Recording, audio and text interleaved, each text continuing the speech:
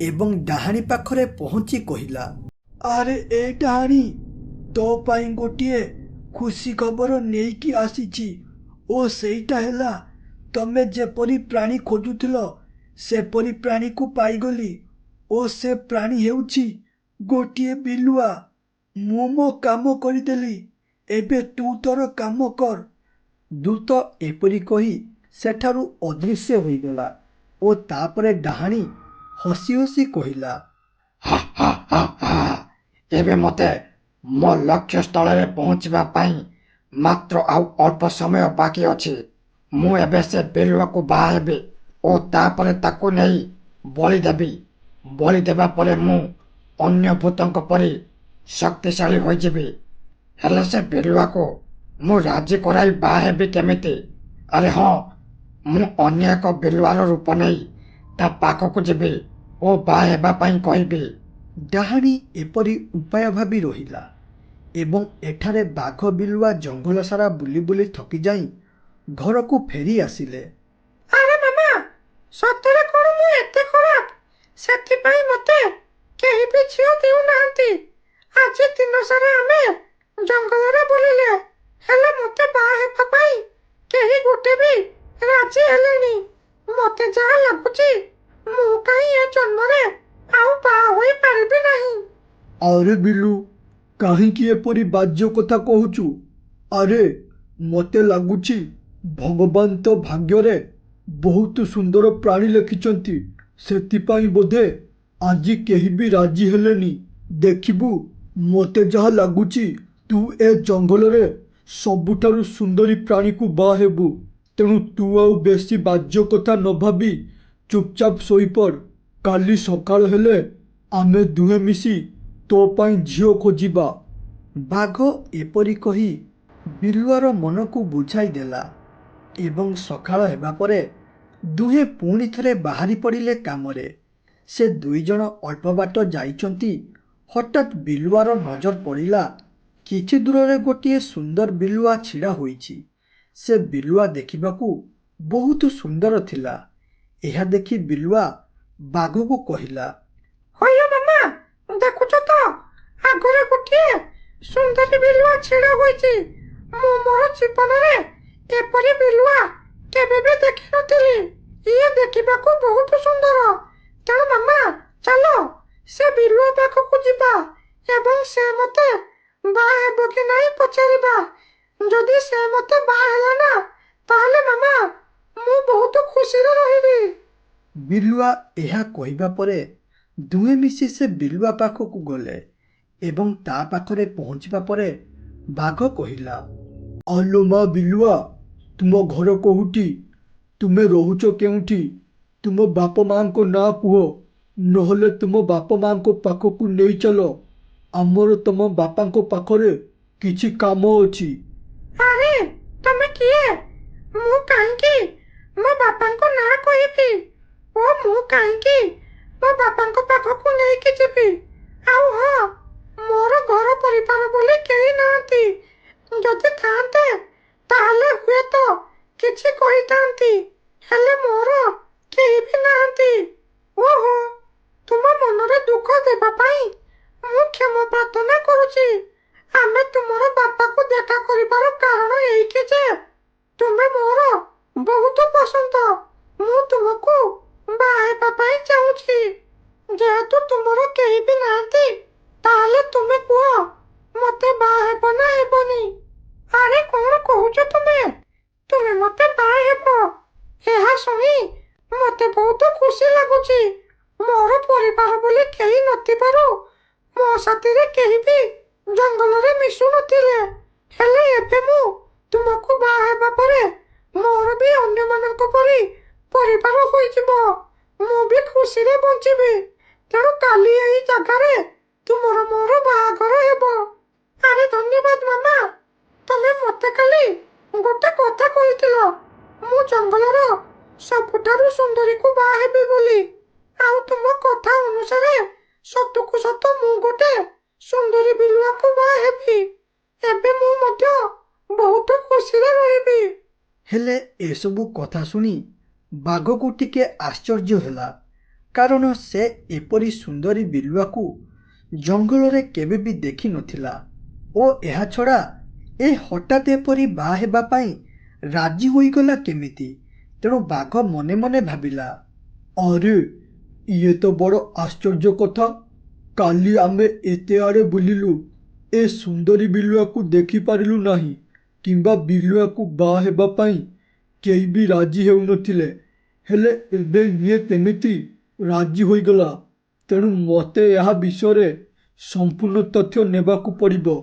ଏପରି ଭାବି ବାଘ ରହିଲା ଏବଂ ରାତି ହେବା ପରେ ସେ ଏକଲା ସୁନ୍ଦରୀ ବିଲୁଆକୁ ଦେଖିଥିବା ଜାଗାକୁ ଆସିଲା।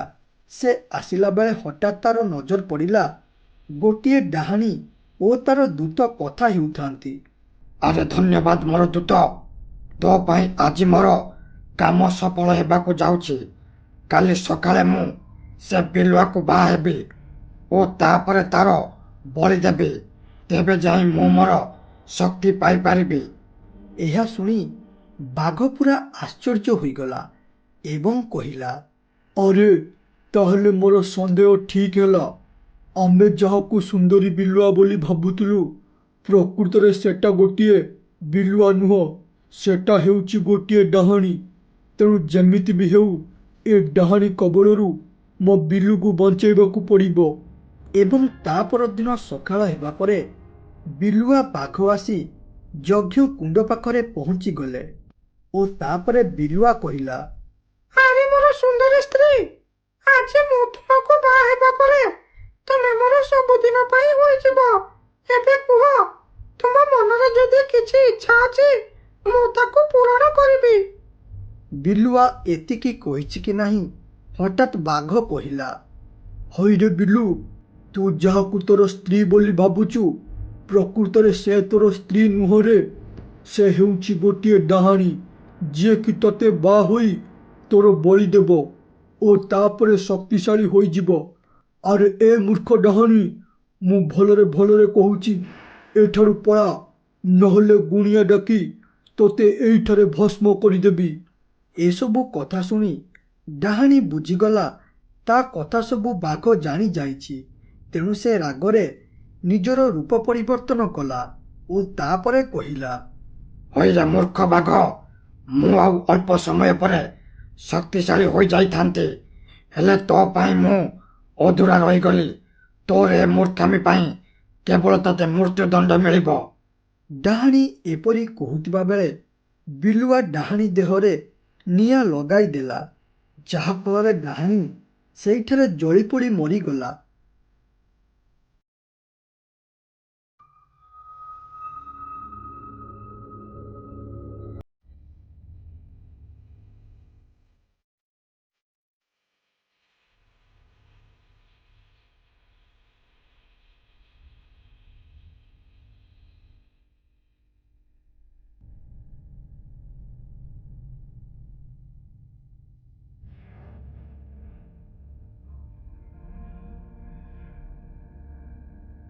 ରମେଶ ତାର ବିଛଣାରେ ଶୋଇଥିବା ବେଳେ ହଠାତ୍ ତାକୁ ଜୋରେ ଝାଡ଼ା ଲାଗିଲା। ତେଣୁ ସେ କହିଲା, ଆରେ ମୋ ପେଟଟା ଜୋରେ କାଟୁଛି, ଲାଗୁଛି ଝାଡ଼ା ହେବ ବୋଧେ। ତେଣୁ ମୋତେ ଶୀଘ୍ର ଗାଁ ପାଖ ଜଙ୍ଗଲକୁ ଯିବାକୁ ପଡ଼ିବ, ନହେଲେ ଏବେ ଧୋତିରେ ଝାଡ଼ା ହୋଇଯିବ। ଏପରି କହି ରମେଶ ଘର ବାହାରକୁ ଗଲା ଓ ଦେଖିଲା ବହୁତ ରାତି ହୋଇଥାଏ।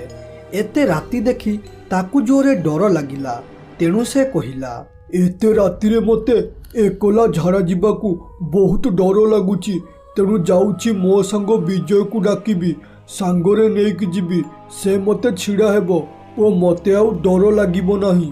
ଏପରି କହି ରମେଶ ବିଜୟ ଘର ବାହାରେ ଛିଡ଼ା ହୋଇ ଡାକିଲା, ଆରେ ବିଜୟ, ମୋତେ ଜୋରେ ଝାଡ଼ା ଲାଗୁଛି, ତେଣୁ ଚାଲ ଟିକେ ଛିଡ଼ା ହେବୁ, ମୁଁ ଝାଡ଼ା ଯିବି। ରମେଶ ଏପରି କହିବା ପରେ ବିଜୟର ଘର ଭିତରୁ କିଛି ଆବାଜ ଆସିଲା ନାହିଁ। ଏହା ଦେଖି ରମେଶ ପୁଣି ଥରେ ଡାକିଲା, ଆବେ ବିଜୟ, କୁଆଡ଼େ ମରିଗଲୁ ନା କ'ଣ ବେ? ଶୀଘ୍ର ଉଠିକି ଆସ ଓ ମୋତେ ଟିକେ ଛିଡ଼ା ହେ। ରମେଶ ଏତିକି କହିବା ପରେ ହଠାତ୍ ବିଜୟ ଘର ଭିତରୁ କହିଲା, ଆବେ ସାଙ୍ଗ ରମେଶ, ତତେ କ'ଣ ଝାଡ଼ା ପିରିବା ପାଇଁ ସମୟ ମିଳୁନି? ଏଇ ରାତିରେ ଯାଉଛୁ? ଦେଖ ସାଙ୍ଗ, ମୁଁ କାମ କରି ବହୁତ ଥକି ଯାଇଛି, ତେଣୁ ତୁ ଏକଲା ପଳା, ମୁଁ ଯିବିନି। ଏହା ଶୁଣି ରମେଶ ଆଉ ବିଜୟକୁ ତେଲାଇଲା ନାହିଁ, କାରଣ ତାକୁ ଜୋରରେ ଝାଡ଼ା ଲାଗୁଥିଲା। ତେଣୁ ସେ ଶୀଘ୍ର ଶୀଘ୍ର ଗାଁ ପାଖ ଜଙ୍ଗଲକୁ ଝାଡ଼ା ପିରିବାକୁ ଗଲା ଓ ଗୋଟିଏ ବଣ ପାଖ ଦେଖି ବସି ପଡ଼ିଲା। ଓହୋ, ଆଉ ଟିକେ ଯଦି ଅପେକ୍ଷା କରିଥାନ୍ତି ତାହେଲେ ଝାଡ଼ା ଯୋଗୁଁ ମୋ ପଛଟା ଫାଟି ଯାଇଥାନ୍ତା। ଏବେ ଟିକେ ଶାନ୍ତିରେ ଝାଡ଼ା ପିରିବାକୁ ପଡ଼ିବ। ସେ ଏପରି କହି ଝାଡ଼ା ପିରୁଥିବା ବେଳେ ହଠାତ୍ ତାକୁ କିଛି ଆବାଜ ଶୁଭିଲା। ଏହା ଶୁଣି ରମେଶ କହିଲା, ଆରେ ଏତେ ରାତିରେ ଏଠାରେ ଇଏ କିପରି ଆବାଜ? ସତେ ଯେପରି କିଏ କିଛି ଚାଟି ଚାଟି ଖାଉଛି। ସେ ଏପରି କହିଛି, ହଠାତ୍ ତାର ନଜର ପଡ଼ିଲା କିଛି ଦୂରରେ ଓ ସେ ଦେଖିଲା ଗୋଟେ ଚରା ଡାହାଣୀ ଗୋଡ଼ ଉପରକୁ ଓ ହାତ ତଳକୁ କରି ଗୁହ ଖାଉଥାଏ। ଏହା ଦେଖି ରମେଶ ଡରରେ କହିଲା, ଆରେ ଡାହାଣୀ, ମୁଁ ତ ମୋ ଜେଜେଙ୍କ ଠାରୁ ଶୁଣିଥିଲି ଗୁଅଖିଆ ଡାହାଣୀ ଅଛନ୍ତି ବୋଲି, ହେଲେ ଆଜି ପ୍ରକୃତରେ ଦେଖିଲି। ତେଣୁ ମୋତେ ଏଠାରୁ ଶୀଘ୍ର ପଳାଇବାକୁ ପଡ଼ିବ, ନହେଲେ ଡାହାଣୀ ମୋ ଗୁଅ ଗନ୍ଧରେ ଏଠାକୁ ପଳାଇ ଆସିବ। ଏପରି କହି ରମେଶ ସେଠାରୁ ଲୁଚିକି ପଳାଇ ଆସିଲା ଓ ଘରେ ପହଞ୍ଚି କହିଲା, ଆରେ ବାପରେ, କି ଭୟଙ୍କର ଡାହାଣୀଟା! ଯଦି ଆଉ ଅଳ୍ପ ସମୟ ସେଠାରେ ରହିଥାନ୍ତି ତାହେଲେ ମୋର କ'ଣ ହୋଇଥାନ୍ତା ମୁଁ ଭାବି ପାରୁନି। ଏପରି କହି ରମେଶ ରହିଲା ଏବଂ ସକାଳ ହେବା ପରେ ବିଜୟ ରମେଶର ଘର ପାଖକୁ ଆସି କହିଲା, ଆରେ ଓ ରମେଶ, ଚାଲ କାମକୁ ଯିବା। ଆଜି ଆମେ ଟିକେ ଓଭର ଟାଇମ୍ କାମ କରିବା ଓ ଅଧିକ ଟଙ୍କା ନେଇକି ଆସିବା। ବିଜୟ ଏପରି କହିଲା, ହେଲେ ରମେଶର କୌଣସି ଆବାଜ ଆସିଲା ନାହିଁ। ତେଣୁ ବିଜୟ ରମେଶର ଘର ଭିତରକୁ ଗଲା ଓ ଦେଖିଲା ରମେଶ ନିଦରେ ଶୋଇଥାଏ। ଏହା ଦେଖି ବିଜୟ କହିଲା, ଆରେ ରମେଶ, କ'ଣ ଶୋଇଛୁ? କ'ଣ ଆଜି କାମକୁ ଯିବୁନି କି? ଏହା ଶୁଣି ରମେଶର ନିଦ ଭାଙ୍ଗିଲା ଓ କହିଲା, ଆରେ ବିଜୟ, ମୋତେ ଜୋରେ ଜ୍ୱର କାରଣରୁ ମୋ ଦେହ ଥରୁଛି, ତେଣୁ ମୁଁ ଆଜି କାମକୁ ଯାଇପାରିବି ନାହିଁ। ଆବେ, ତୁ ତ ହଟାକଟା ଲୋକଟା ଥିଲୁ ଓ ଏମିତିରେ ତୁ ବେଶୀ ପାଣି ଘାଣ୍ଟି ହେଉନା, ହେଲେ ହଠାତ୍ ତତେ ଏପରି ଜ୍ୱର ହୋଇଗଲା କେମିତି? ଏହା ଶୁଣିବା ମାତ୍ରେ କାଲି ରାତିରେ କ'ଣ ହୋଇଥିଲା ଓ କିପରି ଗୋଟିଏ ଚରା ଡାହାଣୀ ଗୁହ ଖାଉଥିଲା ସବୁ କଥା ରମେଶ ଗୋଟି ଗୋଟି କରି ବିଜୟକୁ କହିଲା। ଏହା ଶୁଣିବା ମାତ୍ରେ ବିଜୟ ଟିକେ ମଜା ଉଡ଼ାଇ କହିଲା, ମୋତେ ଯାହା ଲାଗୁଛି କାଲି ରାତିରେ ଏକଲା ଝାଡ଼ା ଯାଇ ଗଛକୁ ଦେଖି ଡରି ଯାଇଥିବୁ। କହିଲା କ'ଣ ନା ଗୁଅଖିଆ ଡାହାଣୀ। ଆବେ ସେଟା କେବଳ କାହାଣୀର ଥାଏ, କିନ୍ତୁ ପ୍ରକୃତରେ ନଥାଏ। ବିଜୟ ଏପରି ମଜା ଉଡ଼ାଇ ସେଠାରୁ ପଳାଇଲା ଏବଂ ଧୀରେ ଧୀରେ ସମୟ ଗଡ଼ି ରାତି ହେଲା। ରାତି ହେବା ପରେ ହଠାତ୍ ବିଜୟକୁ ଜୋରରେ ଝାଡ଼ା ଲାଗିଲା। ତେଣୁ ସେ କହିଲା, ଆରେ ଏ ଝାଡ଼ାଟାକୁ ବି ଏତେବେଳେ ଲାଗିବାର ଥିଲା। ଏବେ ମୋତେ ଜଙ୍ଗଲକୁ ଝାଡ଼ା ଯିବାକୁ ପଡ଼ିବ। ଏପରି କହି ବିଜୟ ଘର ବାହାରକୁ ଆସିଲା ଓ ଦେଖିଲା ଗାଁରେ ଗୋଟେ ବି ଲୋକ ନଥାନ୍ତି ଓ ଗାଁ ପୁରା ଶାନ୍ତ ପଡ଼ିଥାଏ। ଏହା ଦେଖି ବିଜୟକୁ ଟିକେ ଡର ଲାଗିଲା। ତେଣୁ ସେ କହିଲା, ଏପରି ସୁନସାନ ରାତିକୁ ଦେଖି ମୋତେ ବହୁତ ଡର ଲାଗୁଛି। ଯଦି ସତରେ ସେ ଗୁଅଖିଆ ଡାହାଣୀ ବାହାରେ ନା, ତାହେଲେ ମୋ ବେଳ ଖରାପ। ହେ, ସେ ରମେଶଟା ପାଗଳ ହୋଇଯାଇଥିବ ବୋଧେ। ତେଣୁ ନ ଡରି ଶୀଘ୍ର ଝାଡ଼ା ପିରି ଆସିବାକୁ ପଡ଼ିବ। ବିଜୟ ଏପରି କହି ଗାଁ ଜଙ୍ଗଲ ପାଖକୁ ଝାଡ଼ା ଗଲା ଓ ସେଠାରେ ପହଞ୍ଚିଛି କି ନାହିଁ ହଠାତ୍ ଗୋଟିଏ ଅଜୀବ ପ୍ରକାର ଆବାଜ ଆସିଲା। ଏ ଆବାଜ ଶୁଣି ବିଜୟ କହିଲା, ଆରେ ଇଏ କି ପ୍ରକାର ଆବାଜ? ସତରେ ସେ ଗୁଅଖିଆ ଚରା ଡାହାଣୀ ବାହାରିଲା ନା କ'ଣ? ତେଣୁ ମୋତେ ଗୋଟେ ଜାଗାରେ ଲୁଚିକି ରହିବାକୁ ପଡ଼ିବ। ଏପରି କହି ବିଜୟ ଗୋଟିଏ ଜାଗାରେ ଲୁଚିଗଲା। ଏତିକି ବେଳେ ହଠାତ୍ ବଣ ଭିତରୁ ସେ ଗୁଅଖିଆ ଡାହାଣୀ ବାହାରିଲା ଓ ଗୁହ ଖାଇବାରେ ଲାଗିଲା। ଏହା ଦେଖି ବିଜୟ ବହୁତ ଜୋରେ ଡରି ଯାଇ କହିଲା, ଆରେ ମୋ ସାଙ୍ଗ ସତ କହୁଥିଲା, ଏଠାରେ ଗୋଟିଏ ଗୁଅଖିଆ ଚରା ଡାହାଣୀ ଅଛି। ତେଣୁ ଏ ବିଷୟରେ ମୋତେ ଗାଁ ଲୋକଙ୍କୁ କହିବାକୁ ପଡ଼ିବ, ନହେଲେ ବହୁତ ଅସୁବିଧା ହୋଇଯିବ। ଏପରି କହି ବିଜୟ ସେଠାରୁ ପଳାଇ ଆସିଲା ଏବଂ ସକାଳ ହେବା ପରେ ସେ ରମେଶ ପାଖକୁ ଗଲା ଓ ସେଠି ପହଞ୍ଚି କହିଲା, ସାଙ୍ଗ, ମୋତେ କ୍ଷମା କରିଦେ। ମୁଁ ତୋ କଥାକୁ ବିଶ୍ୱାସ ନ କରି ତୋର ମଜା ଉଡ଼ାଇଥିଲି। ହେଲେ କାଲି ରାତିରେ ସତକୁ ସତ ସେ ଗୁଅଖିଆ ଡାହାଣୀକୁ ଦେଖିଲି। ତେଣୁ ଚାଲ ଏ ବିଷୟରେ ଗାଁ ଲୋକଙ୍କୁ କହିବା। ବିଜୟ ଏପରି କହିବା ପରେ ସେ ଦୁଇ ଜଣ ମିଶି ମୁଖିଆଙ୍କ ପାଖକୁ ଗଲେ। ବିଜୟ ଓ ରମେଶକୁ ଦେଖି ମୁଖିଆ କହିଲେ, ଆରେ ରମେଶ ଓ ବିଜୟ, ହଠାତ୍ ଆଜି ଏଠାକୁ କେମିତି ଆସିବା ହେଲା? ହଉ କୁହ ତୁମର କ'ଣ ଅସୁବିଧା ହୋଇଛି? ଏହା ଶୁଣିବା ମାତ୍ରେ ରମେଶ ସବୁ କଥା ଗୋଟି ଗୋଟି କରି ମୁଖିଆଙ୍କୁ କହିଲା। ଏହା ଶୁଣିବା ମାତ୍ରେ ମୁଖିଆ କହିଲେ, ଆରେ କ'ଣ କହୁଛ ତୁମେ ଦୁଇ ଜଣ? ସତରେ କ'ଣ ଆମ ଗାଁରେ ଗୋଟେ ଗୁଅଖିଆ ଡାହାଣୀ ଅଛି? ମୁଖିଆଙ୍କ ଏକଥାରେ ତାଙ୍କ ପାଖରେ ଥିବା ଚଙ୍ଗୁ କହିଲା, ଆରେ ମୁଖିଆ, ଏ ଦୁଇ ଜଣ ସତ କହୁଛନ୍ତି, କାରଣ ସେ ଗୁଅଖିଆ ଡାହାଣୀକୁ କେବଳ ଏ ଦୁଇ ଜଣ ନୁହଁ ବରଂ ମୁଁ ମଧ୍ୟ ଦେଖିଛି। ହେଲେ ମୋ କଥାକୁ କେହି ବିଶ୍ୱାସ କରିବେ ନାହିଁ ବୋଲି ମୁଁ କାହାକୁ କହୁନଥିଲି। ତାହେଲେ ଏହା ତ ବଡ଼ ସମସ୍ୟାର ବିଷୟ। ଯଦି ଏପରି ସେ ଗୁଅଖିଆ ଡାହାଣୀ ରାତିରେ ବୁଲେ ନା, ତାହେଲେ ଆମ ଗାଁ ଲୋକଙ୍କ ପ୍ରତି ବହୁତ ବିପଦ ହେବ। ତେଣୁ କୁହ, ଏବେ ଆମେ କ'ଣ କରିବା? ଏକଥାରେ ପଞ୍ଚାୟତରେ ଥିବା ଜଣେ ବୃଦ୍ଧ ଲୋକ କହିଲେ, ଆରେ ମୁଖିଆ, ଏହା ଆମ ଗାଁ ପାଇଁ କୌଣସି ନୂଆ କଥା ନୁହଁ। ଆଜିଠୁ 60 ବର୍ଷ ତଳେ ଏପରି ଘଟଣା ଘଟିଥିଲା। ତେଣୁ ଏପରି ସମସ୍ୟାରୁ ମୁକୁଳିବା ପାଇଁ କେବଳ ଗୋଟିଏ ଉପାୟ ହେଲା, ଆଗେ ଆମକୁ ଜାଣିବାକୁ ପଡ଼ିବ କିଏ ସେ ସ୍ତ୍ରୀ ଲୋକ ଯିଏ ଚୋରା ଡାହାଣୀ ହେଉଛି। ସେ ଚୋରା ଡାହାଣୀ ହେଉଥିବା ସ୍ତ୍ରୀ ଲୋକକୁ ଦେଖିବା ପାଇଁ ଗୋଟିଏ ପ୍ଲାନ୍ କରିବାକୁ ପଡ଼ିବ। ସେଇଟା ହେଲା, ଆଜି ରାତିରେ କିଛି ଲୋକ ଗାଁରେ ଲୁଚିକି ନଜର ରଖିବେ ଓ ଆଉ କିଛି ସେ ଝାଡ଼ାପିରା ଜଙ୍ଗଲ ଉପରେ ଲୁଚିକି ନଜର ରଖିବେ। ଓ ହଁ, ଆଉ ଗୋଟେ କଥା ଶୁଣ, ଏ ବିଷୟରେ ଗାଁର କୌଣସି ସ୍ତ୍ରୀ ଲୋକ ନ ଜାଣିବା ଦରକାର। ମୁଖିଆଙ୍କ ଏକଥାରେ ସମସ୍ତ ଗାଁ ଲୋକ ରାଜି ହୋଇଗଲେ ଓ ଧୀରେ ଧୀରେ ସମୟ ଗଡ଼ି ରାତି ହୋଇଗଲା। ରାତି ହେବା ପରେ ପ୍ଲାନିଂ ଅନୁସାରେ ଗାଁରେ ସବୁ ଲୋକ ଜଗିକି ରହିଲେ ଏବଂ ଧୀରେ ଧୀରେ ସମୟ ଗଡ଼ି ରାତି 3ଟା ହୋଇଗଲା। ଏତିକି ବେଳେ ହଠାତ୍ ଗୋଟେ ସ୍ତ୍ରୀ ଲୋକ ଗାଁରୁ ଚାଲି ଚାଲି ଜଙ୍ଗଲ ଆଡ଼କୁ ଗଲା ଏବଂ ଏ ପାଖରେ କିଛି ଲୋକ ଜଙ୍ଗଲରେ ଲୁଚିକି ରହିଥିଲେ ଓ ସେମାନେ ଦେଖିଲେ ଗାଁରୁ ଯାଇଥିବା ସ୍ତ୍ରୀ ଲୋକଟି ହଠାତ୍ ଗୋଟିଏ ଚୋରା ଡାହାଣୀରେ ପରିଣତ ହୋଇଗଲା ଓ ଗୁହ ଖାଇବାରେ ଲାଗିଲା।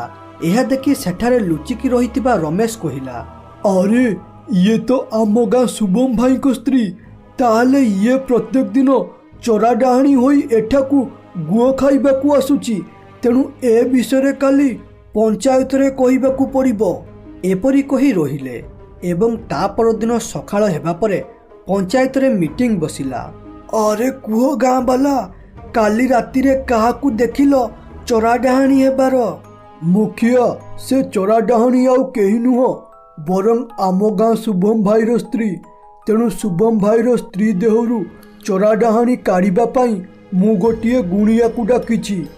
ଆରେ ଗୁଣିଆ ବାବା, ତାହେଲେ ଡେରି କରୁଛ କାହିଁକି? ଏବେ କୁହ, କେମିତି ସେ ଚୋରା ଡାହାଣୀକୁ କାଢ଼ି ଆମ ଗାଁ ଲୋକଙ୍କୁ ବଞ୍ଚାଇବା? ମୁଖିଆ, ସେ ଚୋରା ଡାହାଣୀକୁ କାଢ଼ିବା ପାଇଁ ଗୋଟିଏ ଉପାୟ ଅଛି। ସେଇଟା ହେଲା, ସେ ଗୁଅ ଖାଉଥିବା ବେଳେ ତା ସାଙ୍ଗରେ ଲଢ଼ି ସେ ଚୋରା ଡାହାଣୀକୁ ଗାଁରୁ ବାହାର କରିବାକୁ ପଡ଼ିବ। ତେଣୁ ଆଜି ରାତି ହେଲେ ମୋ ସାଥିରେ କିଛି ଲୋକ ଗୁହଖିଆ ଜଙ୍ଗଲ ପାଖରେ ଅପେକ୍ଷା କରିବ ଓ ସେ ଚୋରା ଡାହାଣୀ ଆସିଲେ ମୁଁ ତା ସାଙ୍ଗେ ଲଢ଼ିବି। ଏପରି ଗୁଣିଆ ସମସ୍ତଙ୍କୁ ସବୁ କଥା ବୁଝାଇ କହିଲା ଏବଂ ରାତି ହେବା ପରେ ଚୋରା ଡାହାଣୀ ହେଉଥିବା ସ୍ତ୍ରୀ ଲୋକଟି ଗାଁ ଜଙ୍ଗଲ ପାଖକୁ ଆସିଲା ଏବଂ ସେଠାରେ ଗୁହ ଦେଖି ତାର ରୂପ ପରିବର୍ତ୍ତନ କଲା। ଏତିକି ବେଳେ ଗୁଣିଆ ତା ସାମ୍ନାକୁ ଆସିଲେ। ଗୁଣିଆକୁ ଦେଖି ଚୋରା ଡାହାଣୀ କହିଲା, ଆରେ ଏ ଗୁଣିଆ, ଦେଖ, ମୁଁ ତୋର କିଛି ବି ଅସୁବିଧା କରିନି। ତେଣୁ ଭଲ ହେବ ତୁ ମୋତେ ହଇରାଣ ନ କରି ଏଠାରୁ ପଳା, ନହେଲେ ଗୁହ ପଛରେ ଖାଇବେ, ଆଗେ ତ ରକ୍ତ ପିଇଯିବେ। ଏହା ଶୁଣି ଗୁଣିଆ ବହୁତ ଜୋରରେ ରାଗିଗଲେ ଓ ନିଜର ଶକ୍ତିରେ ସେଇଟାରେ ହିଁ ଚୋରା ଡାହାଣୀକୁ ମାରିଦେଲେ। ଚୋରା ଡାହାଣୀ ମରିବା ପରେ ସେ ସ୍ତ୍ରୀ ଲୋକ ତାର ପୂର୍ବ ଅବସ୍ଥାକୁ ଫେରି ଆସିଲା।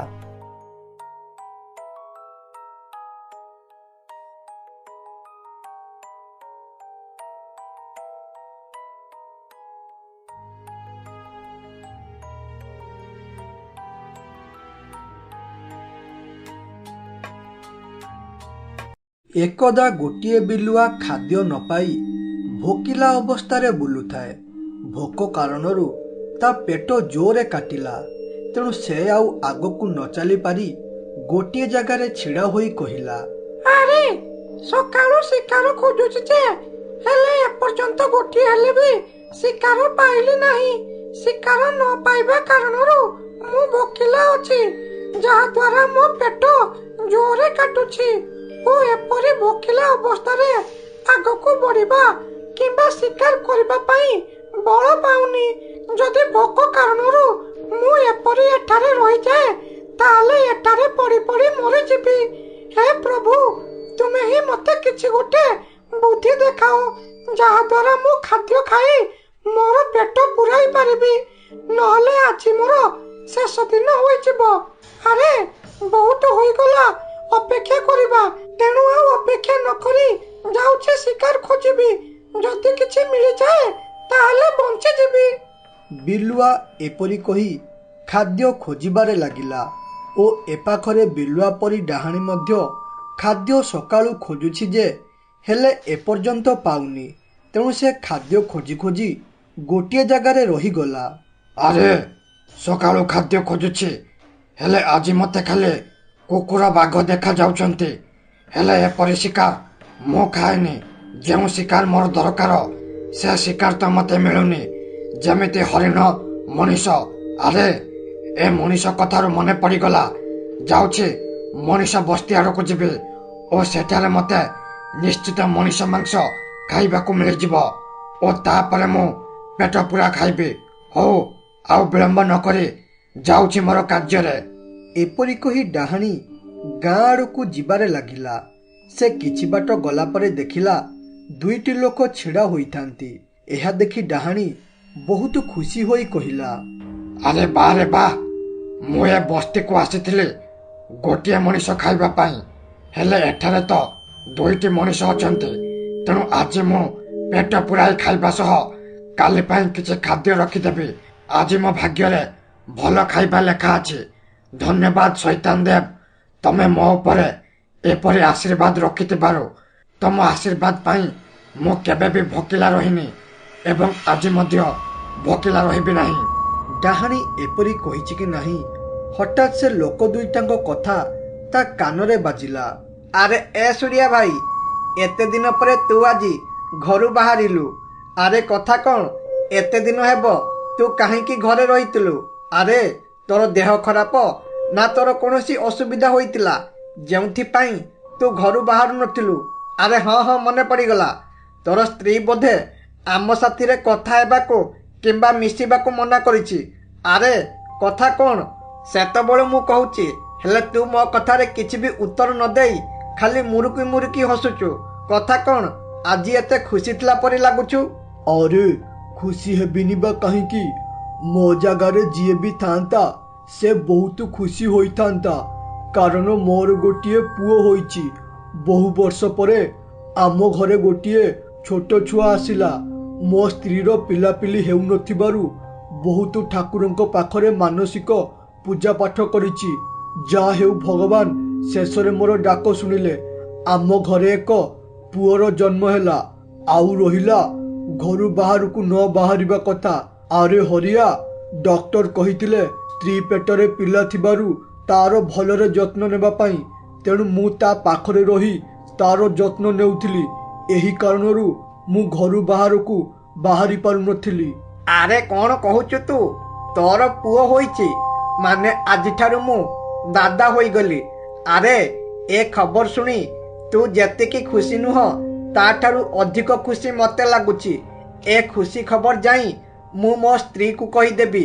ସେ ମଧ୍ୟ ଏକଥା ଶୁଣି ବହୁତ ଖୁସି ହେବ। ହଉ ଛାଡ଼ ସେ କଥା। ଏ ଖୁସିରେ ଆମର ଯେତିକି ସାଙ୍ଗସାଥି ରହିଲେ ତାଙ୍କ ପାଇଁ ଗୋଟିଏ କାର୍ଯ୍ୟକ୍ରମ ହେଉ, ମାନେ ଗୋଟିଏ ବଣଭୋଜିଟେ ହଉ।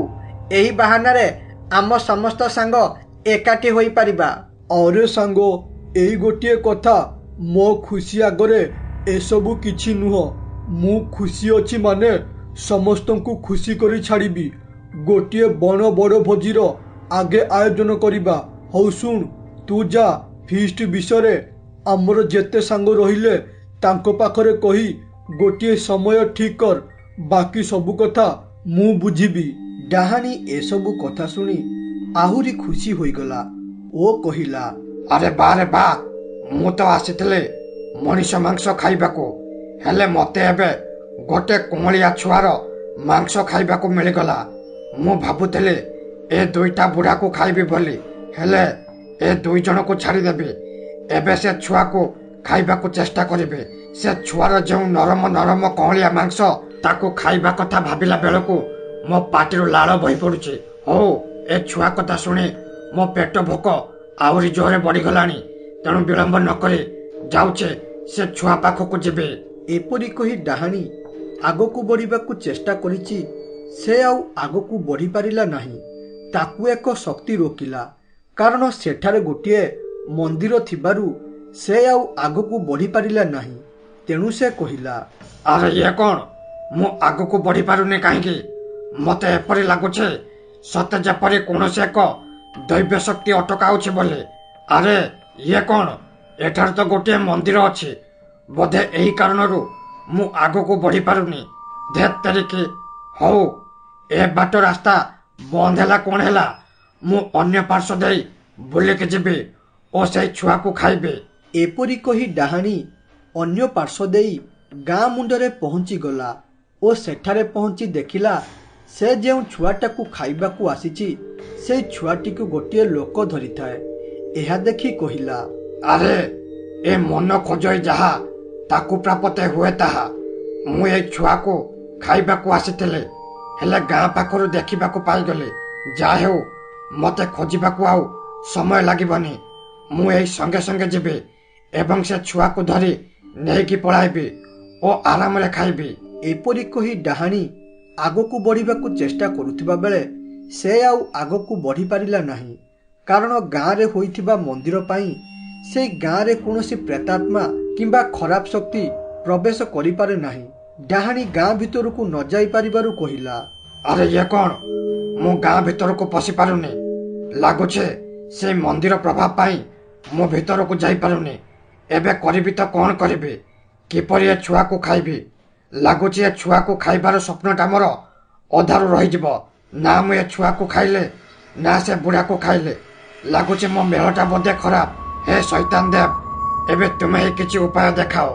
ଡାହାଣୀ ଏପରି କହି ସେଠାରୁ ପଳାଇ ଆସି ଜଙ୍ଗଲରେ ଛିଡ଼ା ହୋଇଥିଲା। ଏତିକି ବେଳେ ସେଇ ବାଟ ଦେଇ ବିଲୁଆ ଯାଉଥିଲା ଓ ସେ ଡାହାଣୀକୁ ଦେଖି ରହିଗଲା ଓ ଡରରେ କହିଲା, ଆରେ ଡାହାଣୀ, ଏ ଡାହାଣୀ, ଦୟାକରି ମତେ ଛାଡ଼ିଦେ କହୁଛି। ମୁଁ ତୋର କିଛି ବି କରିନି। ମୁଁ ମୋର ବାଟରେ ଯାଉଛି। ତେଣୁ ମୋର କିଛି ନ କରି ମତେ ଏଠାରୁ ଯିବାକୁ ଦେ। ତୁ ଯଦି ମତେ ମାରିଦେବୁ ତାହେଲେ ମୋର ସ୍ତ୍ରୀ ଓ ପିଲା ଛୁଆ ଅନାଥ ହୋଇଯିବେ। ତେଣୁ ଦୟାକରି ମତେ ଛାଡ଼ିଦେ କହୁଛି। ବିଲୁଆକୁ ଦେଖି ଡାହାଣୀ ମୁଣ୍ଡରେ ଗୋଟିଏ ବୁଦ୍ଧି ପଶିଲା ସେ ଛୁଆଟାକୁ ଖାଇବା ପାଇଁ। ତେଣୁ ସେ କହିଲା, ଆରେ ହେ ବିଲୁ, ଚୁପ୍ ଚୁପ୍ ଚୁପ୍ କହୁଛି।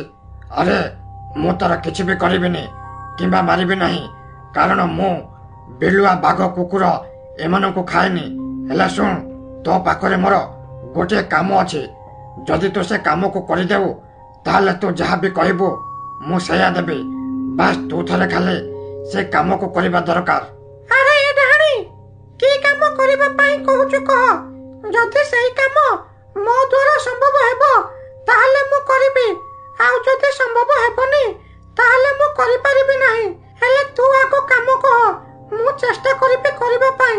ହଉ, ଆଉ ଗୋଟିଏ କଥା, ମତେ ଜୋରେ ଭୋକ ଲାଗିଲାଣି। ଆଗେ ଖାଇବାକୁ ଦେ, ତାପରେ ତ କାମ କରିବି। ଆରେ ବିଲୁ, ଏଇ ଅଳ୍ପ ବାଟରେ ଗୋଟିଏ ଗାଁ ଅଛି। ତୁ ପ୍ରଥମେ ସେ ଗାଁକୁ ଯିବୁ ଓ ସେଠାରେ ଦେଖିବୁ ଗୋଟିଏ ଛୋଟ ଛୁଆ ଜନ୍ମ ହୋଇଛି। ତୁ ଯେମିତି ବି ହେଉ ସେ ଛୁଆଟାକୁ ଆଣି ମତେ ଦେ ଓ ଏହା ବଦଳରେ ତୁ ଯାହା ବି କହିବୁ ମୁଁ ସେଇଆ ଦେବାକୁ ରାଜି ଅଛି। ସେ ଛୁଆକୁ ମୁଁ ଆଣିପାରନ୍ତି, ହେଲେ ସେ ଗାଁରେ ଗୋଟିଏ ମନ୍ଦିର ଅଛି ଯାହା ଦ୍ୱାରା ମତେ ଦୈବ୍ୟ ଶକ୍ତି ଅଟକାଉଛି ସେ ଗାଁ ଭିତରକୁ ପ୍ରବେଶ କରିବା ପାଇଁ। ତେଣୁ ଏହି କାମକୁ ମୁଁ ତତେ ଦେଉଛି, ତୁ ମତେ କରିକି ଦେ। ହଉ କହ, ତୁ ଏ କାମ ପାରିବୁ ନା ପାରିବୁ ନାହୁଁ? ଆରେ ଏ ଡାହାଣୀ, ଏ କାମ କରିବା ଏତେ ସହଜ ନୁହଁ। ହେଲେ ତଥାପି ମୁଁ ଏ କାମକୁ କରିବା ପାଇଁ ଚେଷ୍ଟା କରିବି, କାରଣ ଯଦି ଟିକେ ବି ଗଡ଼ବଡ଼ କରେ ତାହେଲେ ଏଥିରେ ମୋର ଜୀବନ ମଧ୍ୟ ଯାଇପାରେ। ଓ ଯଦି ଛୁଆକୁ ଆଣୁ ଆଣୁ କିଏ ମତେ ଧରିଦେଲା ତାହେଲେ ପ୍ରଥମେ ପଚାରିବ ଏ ଛୁଆକୁ ତୁ କାହା ପାଇଁ ନେଉଛୁ ବୋଲି। ତେଣୁ ମୁଁ ବାଧ୍ୟ ହୋଇ ତମ କଥା କହିବାକୁ ପଡ଼ିବ, ଯାହାଦ୍ୱାରା ଏଥିରେ ତୁମର ଜୀବନ ଯିବା ସହ ମୋର ମଧ୍ୟ ଯିବ। ହଉ ଛାଡ଼ ସେ କଥା, ଏ କାମକୁ ଯେମିତି ବି ଆଉ ମୁଁ ମୁଣ୍ଡରେ ଲଗାଇଦେବି। ଏବେ ମତେ ଜୋରେ ଭୋକ ଲାଗିଲାଣି। ଯଦି ପାରୁଛୁ କିଛି ଖାଇବାକୁ ଦେ, ମୁଁ ଆଗେ ମୋର ଭୋକ ମେଣ୍ଟାଏ। ଡାହାଣୀ ଏହା ଶୁଣିବା ପରେ ବିଲୁଆକୁ କିଛି କୁକୁଡ଼ା ଖାଇବାକୁ ଦେଲା ଓ ତାପରେ ବିଲୁଆ ତାକୁ ଖାଇ ପାଖ ଗାଁକୁ ଆସିଲା। ସେ ଆସିଲା ବେଳେ ବୁଦ୍ଧି ଖର୍ଚ୍ଚ କରି ବେକରେ ରୁଦ୍ରାକ୍ଷ ପକାଇ ଆସିଲା ଏବଂ ଗାଁରେ ପହଞ୍ଚିବା ପରେ ଗୋଟିଏ ଲୋକକୁ ଦେଖି ପଚାରିଲା, ହରି ଓମ୍ ତଶ୍ଚ। ଆରେ ବଶ୍ଚ, ମୁଁ ହିମାଳୟର ବାବା। ସେଠାରେ ବହୁ ବର୍ଷ ତପସ୍ୟା କରି ତ୍ରିକାଳଦର୍ଶୀ ହୋଇ ଫେରିଛି।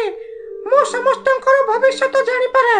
ମୁଁ ମୋର ଜ୍ଞାନ ଲଗାଇ ଜାଣିପାରୁଛି ଯେ ଏ ଗାଁରେ ଗୋଟିଏ ଛୁଆ ଏଇ ଅଳ୍ପ ଦିନ ହେବ ଜନ୍ମ ହୋଇଛି।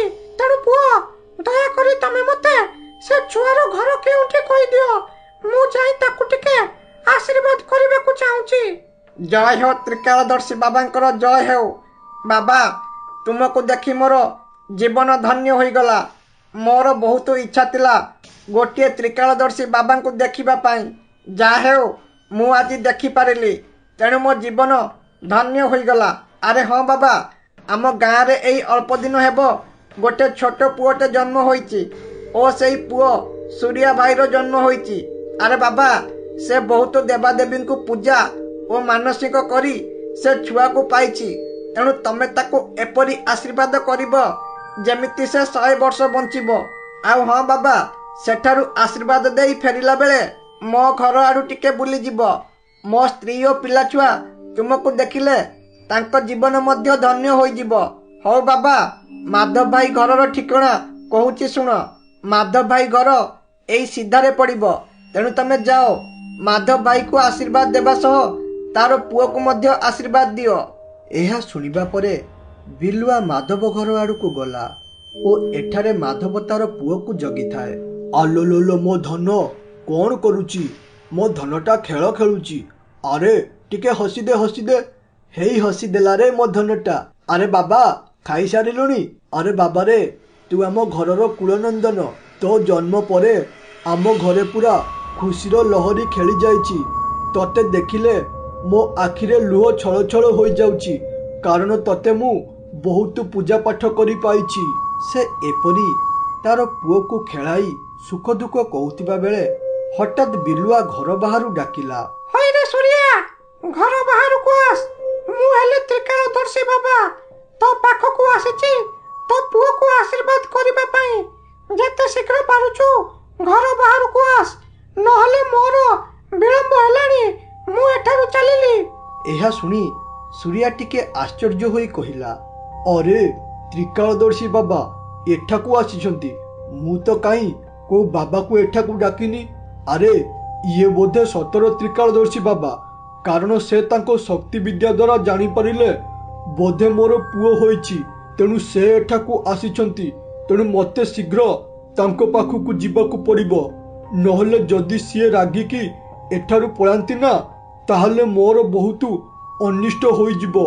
ଏପରି କହି ସୂର୍ୟା ଘର ବାହାରେ ଦେଖେ ତ ଗୋଟିଏ ବିଲୁଆ ବେକରେ ରୁଦ୍ରାକ୍ଷ ପକାଇ ଛିଡ଼ା ହୋଇଥାଏ। ସୂର୍ୟାକୁ ଦେଖି ବିଲୁଆ କହିଲା, ହଇରେ ସୂର୍ୟା, ମୁଁ ମୋର ଶକ୍ତି ମାଧ୍ୟମରେ ଜାଣିପାରୁଛି ତୋର ଗୋଟିଏ ପୁଅ ହୋଇଛି ବୋଲି। କାରଣ ମୁଁ ହେଉଛି ତ୍ରିକାଳଦର୍ଶୀ ବାବା। ଦୀର୍ଘ 5 ବର୍ଷ ହିମାଳୟର ବରଫରେ ତପସ୍ୟା କରି ମୁଁ ଏ ଶକ୍ତିରେ ପ୍ରାପ୍ତ ହୋଇଛି। ତେଣୁ ଏଠାକୁ ଆସିଛି ତୋର ପୁଅକୁ ଆଶୀର୍ବାଦ କରିବାକୁ। ତୋ ପୁଅ କୌଣସି ସାଧାରଣ ପୁଅ ନୁହଁ, ସେ ହେଉଛି ମହାଦେବଙ୍କର ଅଂଶ। ତେଣୁ ମହାଦେବ ପଠାଇଛନ୍ତି ତାକୁ ଆଶୀର୍ବାଦ କରିବାକୁ। ଜୟ ହୋ ତ୍ରିକାଳଦର୍ଶୀ ବାବାଙ୍କର। ବାବା, ତମେ ମୋ ଘରକୁ ଆସିଲ, ମୋ ଘର ଧନ୍ୟ ହୋଇଗଲା। ବାବା, ତମେ ମୋର ପୁଅକୁ ଆଶୀର୍ବାଦ ଦେବ। ୟାଠାରୁ ଆଉ ବଡ଼ କଥା କିଛି ନାହିଁ। ଆରେ ବାବା, ତମେ ବାହାରେ କାହିଁକି ଛିଡ଼ା ହୋଇ ରହିଲ? ଚାଲ ଘର ଭିତରକୁ ପ୍ରଥମେ ମୋ ଘରେ ଖାଅ ଓ ତାପରେ ମୋ ପୁଅକୁ ଆଶୀର୍ବାଦ ଦେବ। ଆରେ ବଶ୍ଚ, ମୁଁ ଏଠାକୁ ଖାଇବାକୁ ଆସିନି, ବରଂ ମୁଁ ଏଠାକୁ ବଡ଼ କାମ କରିବାକୁ ଆସିଛି। ଓ ସେଇଟା ହେଲା ତୋର ପୁଅକୁ ଆଶୀର୍ବାଦ ଦେବି ଓ ତାପରେ ଏଠାରୁ ପଳାଇବି। ଖାଇବା ପିଇବା ଭାଗ୍ୟରେ ଥିଲେ ଆଉ କେବେ ତୋ ଘରେ ହେବ। ଆଉ ଏହା ଛଡ଼ା ତୋ ପୁଅକୁ 16 ବର୍ଷ ହେଲା ପର୍ଯ୍ୟନ୍ତ ବର୍ଷରେ ଥରେ ଏଠାକୁ ଆସିବି ଓ ତାକୁ ଆଶୀର୍ବାଦ ଦେଇ ଏଠାରୁ ପଳାଇବି। ଆଉ ଗୋଟିଏ କଥା ଶୁଣ, ମୁଁ ତୋର ପୁଅକୁ ଏକଲା ବେଳେ ଆଶୀର୍ବାଦ ଦେବି, ମାନେ ମୁଁ ଆଶୀର୍ବାଦ କଲା ବେଳେ ମୋ ପାଖରେ କେହି ବି ରହିବେ ନାହିଁ। ଏକଥାରେ ଯଦି ରାଜି କହ ତାହେଲେ ମୁଁ ତୋର ପୁଅକୁ ଆଶୀର୍ବାଦ କରିବି, ନହେଲେ ଏଠାରୁ ଚାଲିଲି। ଆରେ ବାବା, ତମେ ଯାହା କରିବ ସେସବୁ ମୋ ପୁଅର ଭଲ ପାଇଁ କରିବ। ତେଣୁ ତୁମେ ତାକୁ ଏକଲା ବେଳେ ଆଶୀର୍ବାଦ କର କିମ୍ବା ଲୋକେ ଥିଲାବେଳେ ଆଶୀର୍ବାଦ କର, ଏଥିରେ ମୋର କିଛି ବି ନାହିଁ। ବାସ୍ ଖାଲି ତମଠାରୁ ମୋ ପୁଅକୁ ଆଶୀର୍ବାଦ ମିଳିବା ଦରକାର। ତେଣୁ ମୁଁ ତୁମ କଥାରେ ପୁରାପୁରି ରାଜି। ବାସ୍ ତୁମେ ଖାଲି ମୋ ପୁଅକୁ ଆଶୀର୍ବାଦ କର। ସୂରିଆ ଏପରି କହିବା ପରେ ବିଲୁଆ ଘର ଭିତରକୁ ଗଲା ଓ ଦେଖିଲା ଘର ଭିତରେ ସତକୁ ସତ ଗୋଟିଏ ଛୋଟ ଛୁଆଟେ ଥାଏ। ଏହା ଦେଖି ସେ ବହୁତ ଖୁସି ହୋଇ କହିଲା, ଆରେ ବା ରେ ବା, ଏ ଗୁଲୁଗୁଲିଆ ଛୁଆକୁ ଖାଇବା ପାଇଁ ଡାହାଣୀ ଏପରି କାଙ୍ଗାଳି ପରି ହେଉଛି ଓ ୟାକୁ ଆଣିବା ପାଇଁ ମୁଁ ବହୁତ କଷ୍ଟ କଲିଣି ଓ ଏପରି ଲୋକଙ୍କୁ ମିଛ କହିବାକୁ ପଡ଼ିଲା ମୋତେ। ଓ ଏ ଲୋକ ଗୁଡାକ ଏତେ ମୂର୍ଖ ଯେ ଖାଲି ତ୍ରିକାଳଦର୍ଶୀ ବାବା କହିବା ପରେ ଏମାନେ ବିଶ୍ୱାସ କରିଦେଲେ। ଓ ଏ ଲୋକଟା ଏତେ ମୂର୍ଖ, ମୋତେ ତା ପୁଅ ପାଖରେ ଏକଲା ଛାଡ଼ିଦେଲା। କହିଲା କଣ ନା ତାର ପୁଅକୁ ଆଶୀର୍ବାଦ କରିବି। ହଉ ରେ ରହ, ତୋ ପୁଅକୁ ଆଶୀର୍ବାଦ ଦେବି କି ମାରିବି ଖାଲି ତୁ ଦେଖ। ଏବେ ସିଧା ପୁଅର ହାଡ଼ ମିଳିବ। ହଉ, ବହୁତ ହୋଇଗଲା ଖୁସି ହେବା। ଏବେ ମୋତେ ଏଠାରୁ ଖସିକି ଯିବାଟା ହେଉଛି ମୁଖ୍ୟ କାମ, ତେଣୁ ଶୀଘ୍ର ଏଠାରୁ ନେଇକି ଯିବି। ଓ ଏପାଖରେ ସୂରିଆ ଘର ବାହାରେ ଛିଡ଼ା ହୋଇ ବାବାର ଅପେକ୍ଷା କରିଥାଏ। ସେ ଅପେକ୍ଷା କରି କରି ପାଖାପାଖି 3 ଘଣ୍ଟା ହୋଇଗଲାଣି, ହେଲେ ଏପର୍ଯ୍ୟନ୍ତ ବାବା ଘର ବାହାରକୁ ଆସିଲେ ନାହିଁ। ତେଣୁ ସେ ଟିକେ ଆଶ୍ଚର୍ଯ୍ୟ ହୋଇ କହିଲା, ଆରେ ବାବା ଏତେ ସମୟ ହେବ ଘର ଭିତରକୁ ଗଲେଣି ମୋ ପୁଅକୁ ଆଶୀର୍ବାଦ ଦେବା ପାଇଁ, ହେଲେ ଏତେ ପର୍ଯ୍ୟନ୍ତ ସେ ଆସୁନାହାନ୍ତି କାହିଁକି? ଆଶୀର୍ବାଦ ଦେବାକୁ 10ରୁ 15 ମିନିଟ୍ ସମୟ ଲାଗିବ, ହେଲେ ସେ 3ରୁ 4 ଘଣ୍ଟା ହେବ ଆସୁନାହାନ୍ତି କାହିଁକି? ସେ ଆଉ ମୋର ପୁଅର କିଛି କ୍ଷତି କରିନାହାନ୍ତି ତ? ଆରେ ନା ନା, ସେ ତ ତ୍ରିକାଳଦର୍ଶୀ ବାବା। ସେ ମୋ ପୁଅର ଭଲ ପାଇଁ ଆସିଥିଲେ, ସେ କାହିଁକି ତାର ଅସୁବିଧା କରିବେ? ଆରେ ଯଦି ସେ ମୋ ପୁଅର କିଛି ଅସୁବିଧା କରୁନାହାନ୍ତି ତାହେଲେ ସେ ଆସୁନାହାନ୍ତି କାହିଁକି? ସେ କିଛି ଅସୁବିଧାରେ ପଡ଼ିଗଲେ କି? ତେଣୁ ମୋତେ ଟିକେ ଭିତରକୁ ଯାଇ ଦେଖିବାକୁ ପଡ଼ିବ, କଥା କ'ଣ? ସୂରିଆ ଏପରି କହି ଘର ଭିତରକୁ ଯାଇ ଦେଖେ ତ ସେଠି ତାର ପୁଅ ନାହିଁ। ଏହା ଦେଖି ସେ ବହୁତ ଟେନସନରେ ପଡ଼ିଗଲା। ତେଣୁ ସେ ରାଗ ଓ ଚିନ୍ତାରେ କହିଲା, ଆରେ ଇଏ କ'ଣ ହୋଇଗଲା? ମୋ ସନ୍ଦେହ ତାହେଲେ ଠିକ୍ ହେଲା। ଏଟା ତ ବାବା ନୁହଁ, ବରଂ ଗୋଟିଏ ଭଣ୍ଡଟା, ଯିଏକି ମୋର ପୁଅକୁ ଚୋରି କରିବାକୁ ଆସିଥିଲା। ମୁଁ ତାକୁ ମୋ ପୁଅ ପାଖରେ ଏକଲା ଛାଡ଼ି ବହୁତ ବଡ଼ ଭୁଲ କରିଦେଲି। ଏବେ ଏ ଭଣ୍ଡ ମୋ ପୁଅକୁ କୁଆଡ଼େ ନେଇକି ଗଲା? ମୁଁ କେଉଁଠି ଖୋଜିବି? ହେ ପ୍ରଭୁ ଭୋଳାଶଙ୍କର, ତୁମେ ହିଁ ମୋ ପୁଅକୁ ଜନ୍ମ ଦେଇଛ, ତେଣୁ ତୁମେ ହିଁ ତାର ରକ୍ଷା କର ପ୍ରଭୁ। ଆରେ ମୋତେ ଏବେ ଯାଇ ଯଥାସମ୍ଭବ ମୋର ପୁଅକୁ ଖୋଜିବାକୁ ପଡ଼ିବ। ଓ ଏପାଖରେ ବିଲୁଆ ପୁଅକୁ ଧରି ଜଙ୍ଗଲ ଭିତରକୁ ପଳାଇ ଆସିଲା। ସେ ଆସିଲା ବେଳେ ହଠାତ୍ ସେ ଛୋଟ ଛୁଆର ନିରୀହ ମୁହଁ ଦେଖି ତାକୁ ବହୁତ ଦୁଃଖ ଲାଗିଲା। ତେଣୁ ସେ ରହିଯାଇ କହିଲା, ଆରେ ଇଏ ମୁଁ କଣ କରିବାକୁ ଚାହୁଁଥିଲି? ଏଇ ନିରୀହ ଛୁଆଟାକୁ ମାରିବାକୁ ଯାଉଛି, ଯିଏକି ଠିକରେ ଦୁନିଆ କଣ ଜାଣିନି। କିମ୍ବା ତେଣୁ ମୁଁ ଏ ଛୁଆଟାକୁ ଡାହାଣୀ ପାଖକୁ ନ ନେଇ, ଆରେ ଇଏ ମୁଁ କଣ କରିବାକୁ ଚାହୁଁଛି? ଏଇ ନିରୀହ ଛୁଆଟାକୁ ମାରିବାକୁ ଯାଉଛି, ଯିଏକି ଠିକରେ ଦୁନିଆ କଣ ଦେଖିନି କିମ୍ବା ଜାଣିନି। ତେଣୁ ମୁଁ ଏ ଛୁଆଟାକୁ ଡାହାଣୀ ପାଖକୁ ନ ନେଇ ଯାଉଛି, ୟାକୁ ତା ବାପା ପାଖରେ ଛାଡ଼ିଦେବି। ୟାର ବାପା ୟାକୁ ନ ପାଇ ବହୁତ ଦୁଃଖିତ ହେଉଥିବେ ଓ ଚିନ୍ତାରେ ଥିବେ, ତେଣୁ ଯାଉଛି ୟାକୁ ବଞ୍ଚାଇ ଦେବି। ସେ ଏତିକି କହୁଥିବା ବେଳେ ସେଠାରେ ଡାହାଣୀ ପ୍ରକଟ ହେଲା। ଡାହାଣୀକୁ ଦେଖି ବିଲୁଆ ସେଠାରୁ ଦୌଡ଼ିବାରେ ଲାଗିଲା। ବିଲୁଆ ଦୌଡ଼ିବା ଦେଖି ଡାହାଣୀ ମଧ୍ୟ ତାର ପଛରେ ଗୋଡ଼ାଇଲା। ତେଣୁ ବିଲୁଆ ଛୋଟ ଛୁଆକୁ ବଞ୍ଚାଇବାକୁ ଯାଇ ଦୌଡ଼ୁଥିବା ବେଳେ ହଠାତ୍ ତାର ଗୋଡ଼ ଖସିଗଲା, ଯାହାଦ୍ୱାରା ଛୁଆଟି ଯାଇ ଟ୍ରେନ୍ ଲାଇନ୍ରେ ପଡ଼ିଲା ଓ ଏପାଖରୁ ଟ୍ରେନ୍ ଆସୁଥାଏ। ହେଲେ ଜଣା ନାହିଁ ହଠାତ୍ ଡାହାଣୀର କ'ଣ ହେଲା।